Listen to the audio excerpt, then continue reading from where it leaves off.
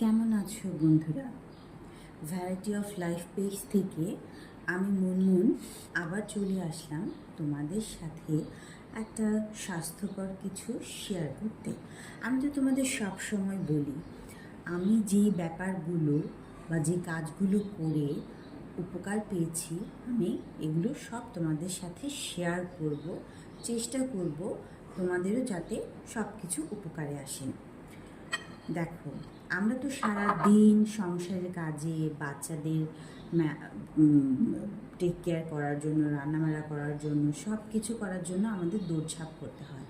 কিন্তু আমরা যারা গৃহিণী আছি, আমরা যদি আমাদের নিজেদের স্বাস্থ্যের কথা নিজেরা না ভাবি, তাহলে কে ভাববে বলো তো?